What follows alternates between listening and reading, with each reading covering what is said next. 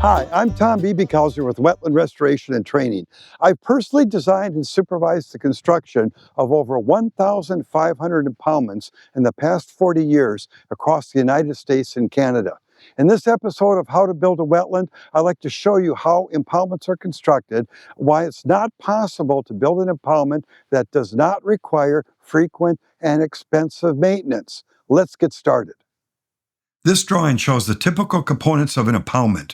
Let's look at how an impoundment is built.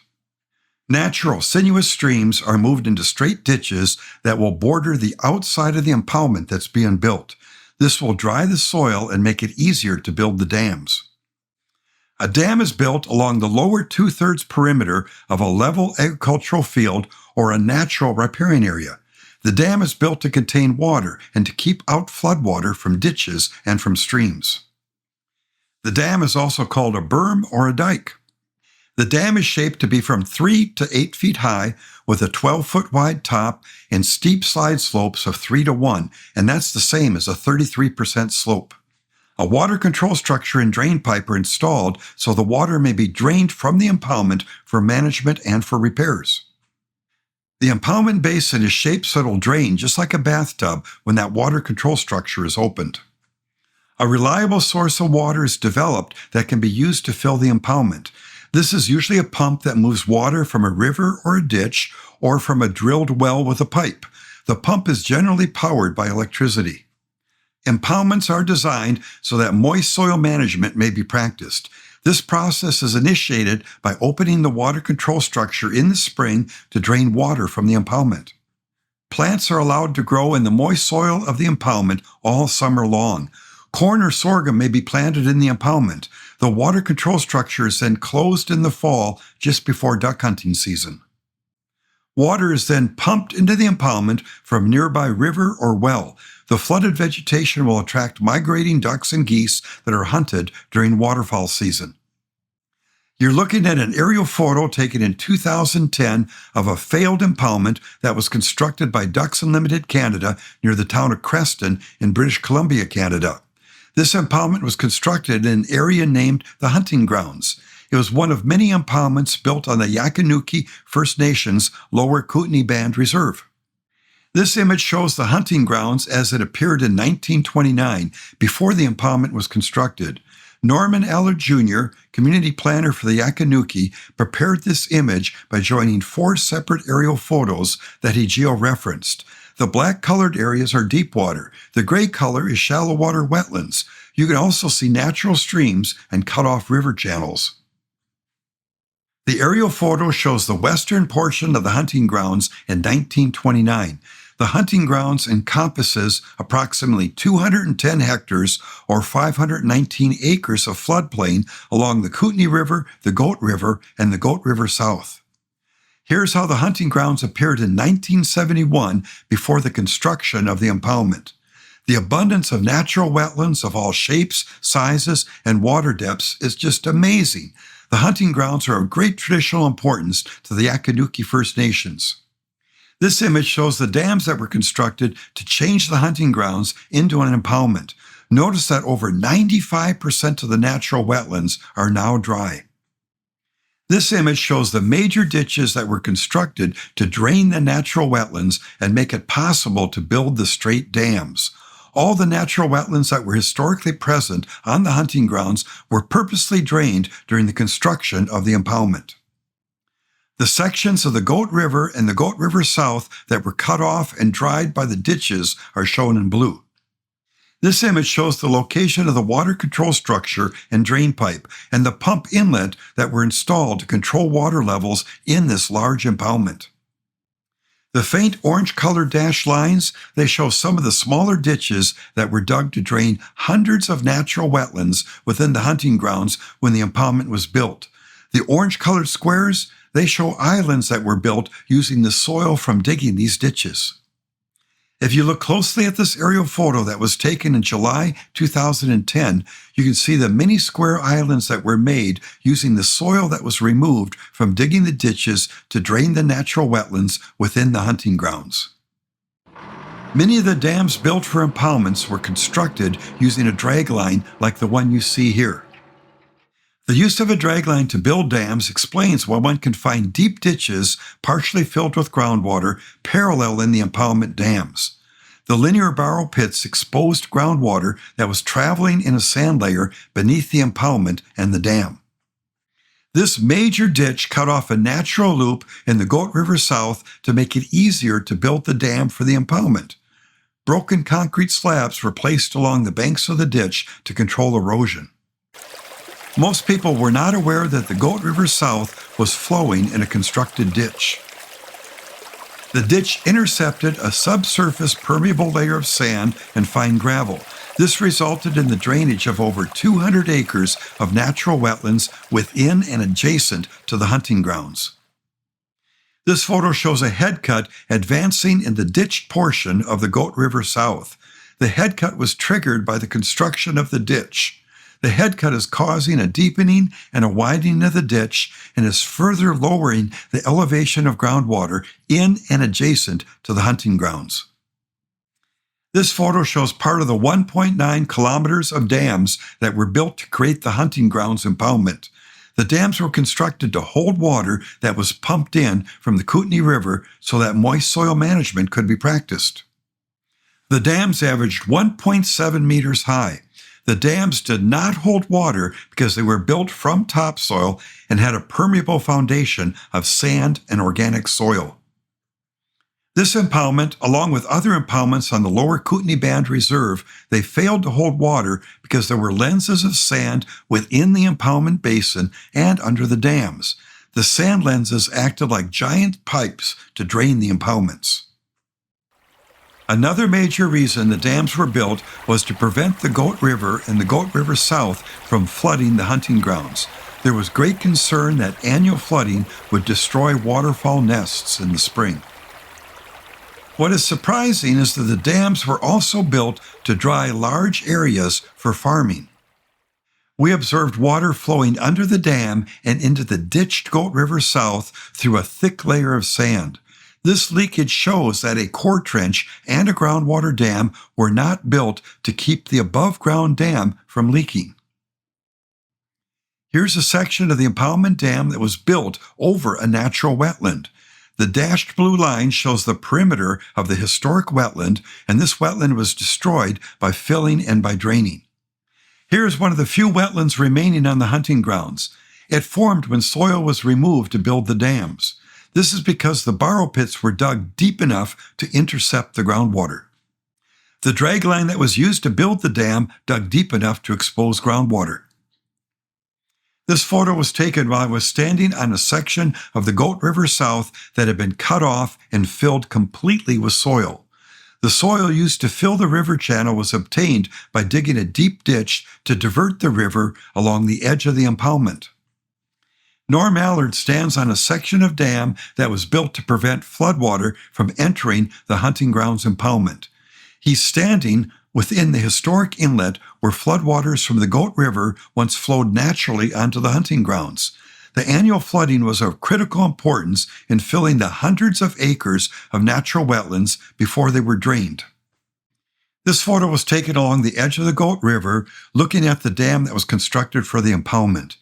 The woody debris deposited on the side of the dam shows how floodwaters prevented from accessing the floodplain.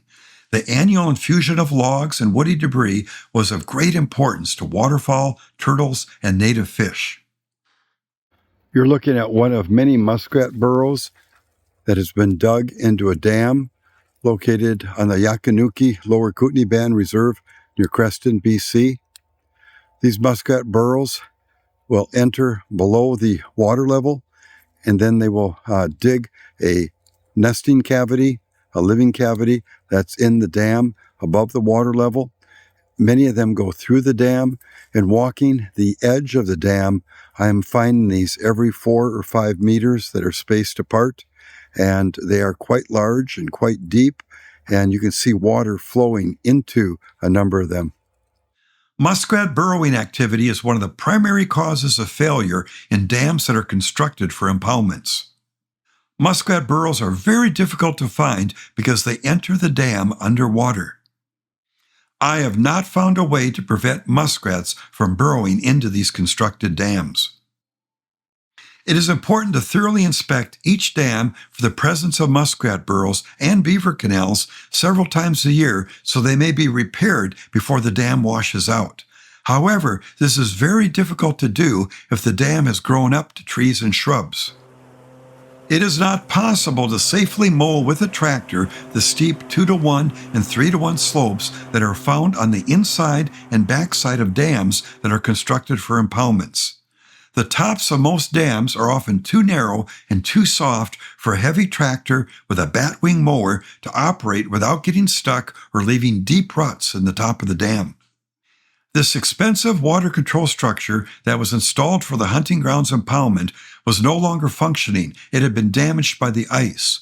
The structure was leaking, and this was further draining water from the hunting grounds impoundment. Here's the outlet to the drain pipe for the hunting grounds impoundment. The drain pipe was installed in what was once the natural outlet for the hunting grounds. This natural outlet was deepened into a ditch so the entire hunting grounds could be drained in the spring for moist soil management. Here's a flashboard riser water control structure that was installed in an impoundment near Golden, British Columbia. The structure does not hold water. This is because, like all other flashboard risers, water is leaking between the boards that are placed in the channels. I have yet to find anyone who could keep these structures from leaking. The mound of vegetation is where beaver have covered and blocked a flashboard riser, and this water control structure was installed in an impoundment along the Columbia River in British Columbia. The structure is not holding water in the impoundment because water is also leaking between the boards. Here's where beaver have blocked the entrance to a water control structure.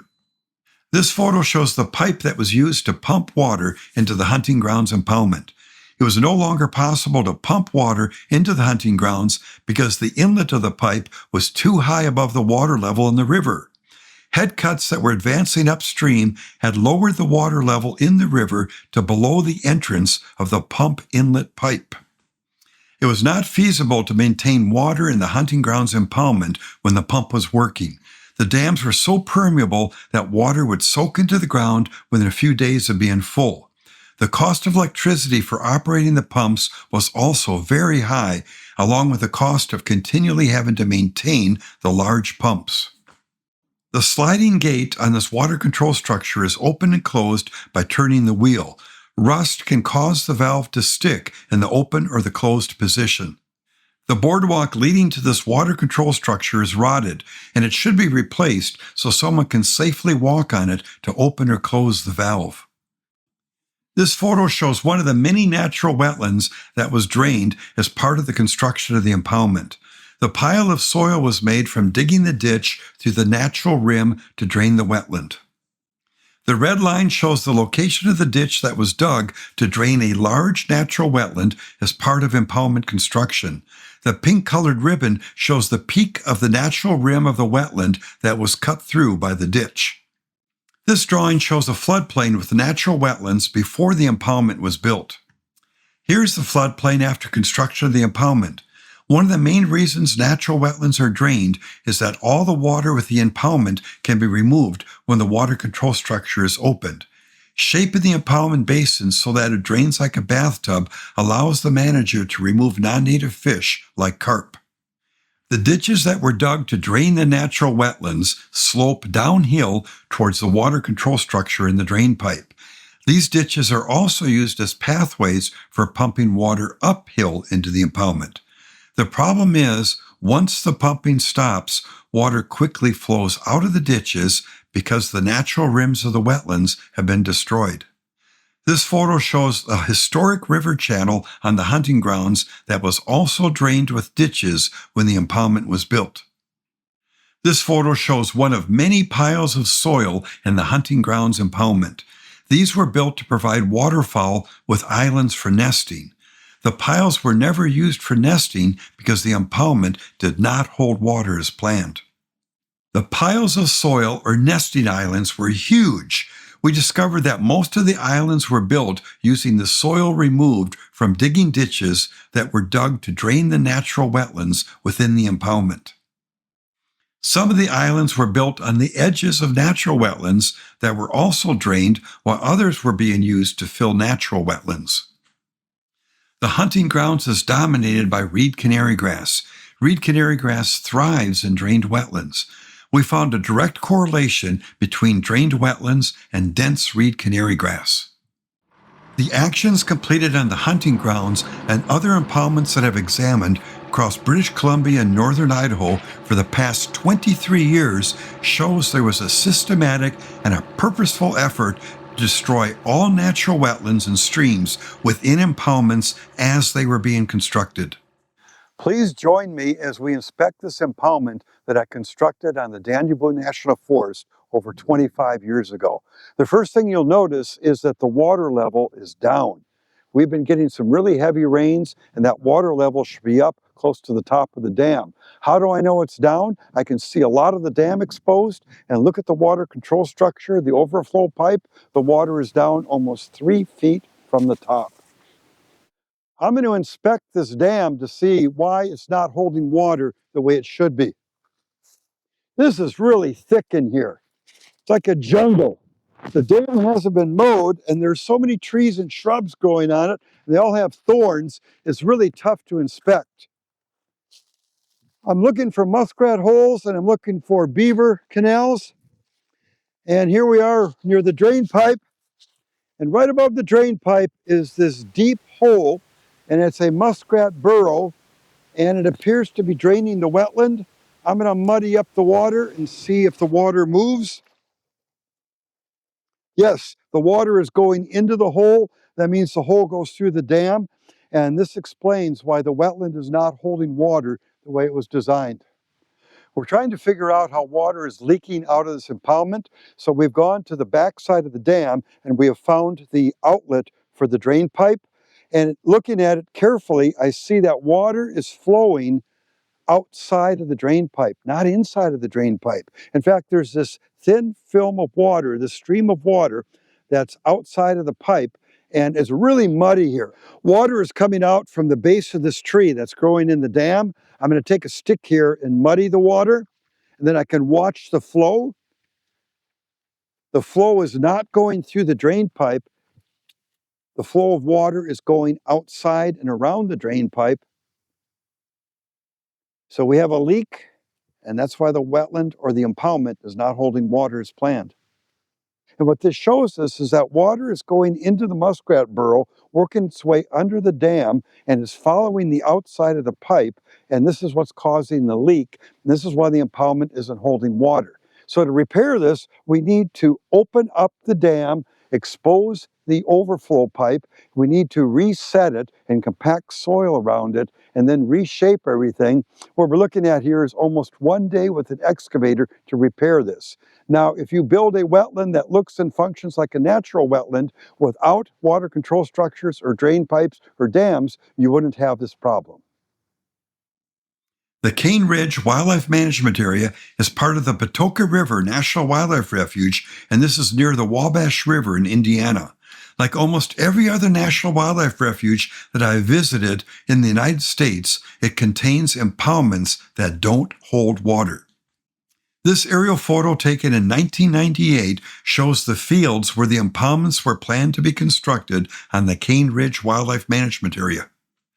4 moist soil management units totaling 193 acres and 1 59-acre deep water wetland were planned to be constructed on the Cane Ridge Wildlife Management Area. The impoundments were created by building dams around agricultural fields. Wells with large pumps were installed at the Cane Ridge Wildlife Management Area to fill the impoundments with water. Duke Energy pumps water into the most uphill impoundment, the Turn Pool, at a rate of 1,500 gallons per minute from the Wabash River, which is located 2 miles away. The pump was designed to fill the northern impoundment named the Turn Pool first, with water gravity-fed into the 4 lower units via a canal system or a ditch system. The impoundments hold water for a short time after a flood, or while water is being added by pumping. They lack hydric soils and hydric plants. Since the construction of the Cane Ridge, it was determined that the impoundments were not holding water as planned. In 2012, there was a drought. Numerous deep cracks, averaging 12 inches wide and over 4 foot deep, developed in the turn pool. Since the drought, it has not been possible to fill the turn pool, even though the cracks are no longer visible and the pump is operated full time. The impoundments were dry in 2005. The impoundments were also dry in February of 2018. In May of 2015, I was asked to examine the impoundments at Cane Ridge to identify how they could be repaired. I started my examination by inspecting the condition of the water control structures, and these were manufactured by Fiberglass Utility Supply. The plates were all in place within the water control structures. This was a good thing. They're often missing when I inspect water control structures. We used a special tool to remove the plates inside of the water control structures. We found that the gaskets on the plates were torn. This happens often. I found it necessary to replace the gaskets every couple of years because the adhesive will fail and the gaskets will tear. While the torn gaskets caused leaking, they were not responsible for the loss of 1,500 gallons of water that was being pumped into the impoundments each minute. Our next step was to inspect the dams for muskrat and beaver burrows. This involved walking the top, the inside slope, and the back slope of each dam. No muskrat or beaver burrows were found. The lack of burrows also showed the impoundments were not holding water. One of the few places I found water in the impoundments was where large amounts of soil had been dug out to build the dams. The soil texture in these borrow pits was sandy. What happened during construction is that the clay texture soil was removed from the surface, exposing the groundwater in the sand below the surface. I walked in the dry impoundment basins to look for large diameter vertical holes that could indicate the presence of buried drainage structures. None were found. However, I did see thousands of crayfish burrows and their chimneys in the impoundment basins. Look closely at the soil around this crayfish burrow. You can see sand and fine gravel that the crayfish brought to the surface. The fine gravel around the hole shows that the crayfish burrows were dug deep into the ground and are based in sand and gravel that's also saturated with groundwater. I started digging soil test holes with a 52-inch long handheld soil auger and both a 4-foot and an 8-foot long tile probe. The soil test holes we dug showed each impoundment contained an average of 14 inches of topsoil. The topsoil contained a mixture of organics, sand, silt, and clay. I could make thin ribbons averaging 1 1/4 inches long from the topsoil. The topsoil did not contain enough clay to build dams that would not leak. From 14 to 48 inches below the surface, I found sandy clay and clay where I could form a thin ribbon that was from 1.5 to 2.5 inches long. This soil did have enough clay to build a dam. We didn't know what soil textures were found more than 4 feet below the surface, so we pushed an 8-foot-long tile probe into the ground. I could feel a change in soil texture 4 feet below the surface in some places, and from 6 to 8 feet below the surface in other areas. The bottom of the tile probe came up dripping wet from groundwater. I recommended digging deep test holes to find out what soil texture was beneath the clay. We dug a series of deep test holes in each impoundment and along the base of the dams using a backhoe. The backhoe had an extend-a-hoe attachment that allowed us to dig 13 feet deep. The deep test holes confirmed that the topsoil was about 14 inches thick. We found sandy clay and clay in a layer from 4 to 8 feet thick beneath the topsoil. The clay came out of the backhoe bucket in large chunks. I'm pointing to an underground stream channel consisting of sand and gravel surrounded by sandy clay. The deep test holes we dug showed these natural underground stream channels were carrying water uninterrupted beneath the dams. We found an abundance of sand from 4 to 8 feet below the surface. The sand was mixed with fine gravel. From 6 to 8 feet below the surface, we observed saturated fine sand, otherwise known as quicksand. The sand and gravel were more than 6 feet thick. The backhoe could not reach deep enough to dig below the wet sand. The sand was very liquid and collapsed rapidly into the holes. Water began entering the test holes when we dug into the sand. The sand and the gravel were saturated under positive water pressure. Water generally rose to within 12 inches of the surface when the test holes were dug into the sand and gravel. The elevation of water in the test holes was the same as the elevation of water in the borrow pits that had been dug alongside the inside slopes of the dams. The elevation of the top of the sand layer in the test holes was the same as the elevation of sand in the deep ditches that were bordering the impoundments. The sand that we could see in the banks of the deep ditches extended under each impoundment. The deep ditches were capable of draining impoundments over 1 mile away because they intercepted groundwater that was traveling in the same sand layer. The crayfish burrows provided a direct way for water pumped into the impoundments to quickly pass through the clay layer and into the sand, traveling under the dams into the deep drainage ditches. Killing the crayfish and plugging their holes is not a way to repair the impoundments. I describe how I tried to do this without success in the book I wrote, Wetland Drainage, Restoration, and Repair. I also dug holes in the dams to determine the soil texture that was used to build the dams and to identify if the dams were built on a groundwater dam. We found the dams were built using topsoil, which was permeable. Here you can see that the dam was built using topsoil scraped off the surface of the impoundment directly in front of the dam. These dams were not cored, neither were they built over groundwater dams. Water that was pumped into the impoundments was also seeping through and under the dams. It would not be possible to repair the dams by building groundwater dams beneath each dam. This is because there was not an impermeable layer of bedrock or clay below the surface that could be reached with an excavator on which to base the groundwater dam. Another problem is how rapidly the holes filled with water and collapsed, making it impossible to fill a core trench with clay and to compact this clay before it turned to mud. Patches of sand near the surface are most likely contributing to the failure of these impoundments. We also identified areas of sand in the impoundments that were not covered with clay. The contractor who built the impoundments remembers finding areas of sand near the surface during construction.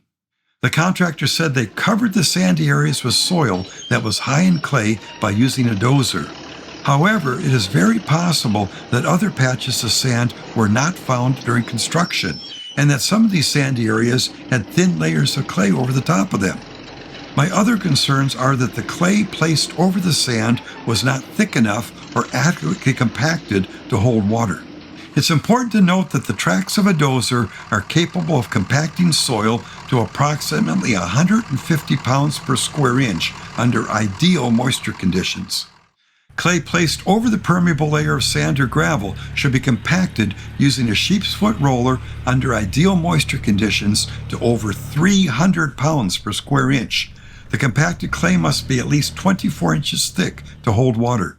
The problem with water leaking through permeable layers will become much worse when the impoundments are filled with water. This is because the increased water pressure produced by deep water will force its way through sand layers at a much greater rate. Buried drainage structures may be present in the Cane Ridge impoundments. The impoundments were built on land that was intensively farmed in row crops for many years. The topsoil and mineral soil found in the old fields, now surrounded by dams, it's high in clay. The land is almost level, with slopes less than 0.5%. Land that is both level and high in clay should have saturated soil, and it should have areas with water standing on it. However, the Cane Ridge units appear to be well drained, and most areas resembling dry, fallow fields. In addition, no basins or shallow drainages were observed in the old fields, indicating that they were filled, leveled, and drainage structures were installed for farming. Signs of historic wetlands can be seen in the 1958 aerial photos showing the fields that were made into impoundments. The dark staining indicates where wetlands were historically drained using buried drainage structures. Another sign that buried drainage structures were used to drain the fields in this 1985 aerial photograph is the low density of shallow ditches. The Cane Ridge impoundments are bordered by deep ditches in the 2005 aerial photograph. The deep ditches would have provided outlets for buried drainage structures, which are far superior to farming compared to using shallow ditches. No actions like you see in this photo were taken to disable buried drainage structures during the construction of the impoundments.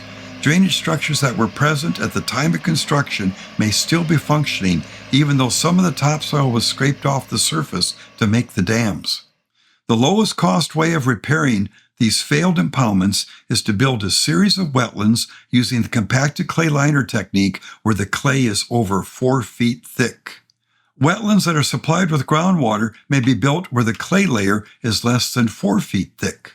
Impoundments are designed to artificially maximize the area of water over large units of land. Let's summarize why most impoundments will fail.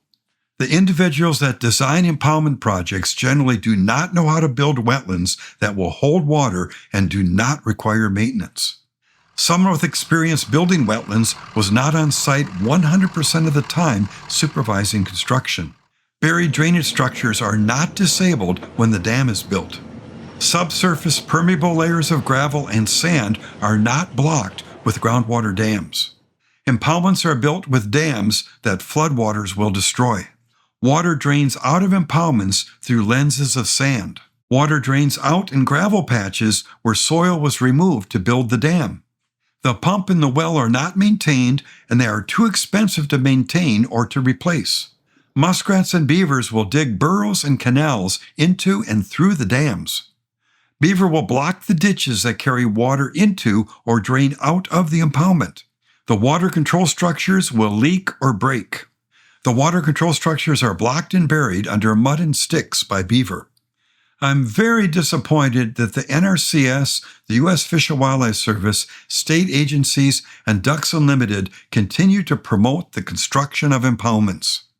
The construction of impoundments is costly, they look artificial, and they will always require maintenance and will likely fail. Please remember that impoundment construction is not wetland restoration. The videos I published will show you how to design and build wetlands that will provide habitat for a wide diversity of animals and plants. And these wetlands you build are going to last forever without maintenance. I wish you success in designing and building wetlands that look great and provide habitat for rare species of plants and animals. Please let me know if you like this episode. I encourage you to subscribe to this video series so you won't miss any future episodes, and I wish you every success in building wetlands.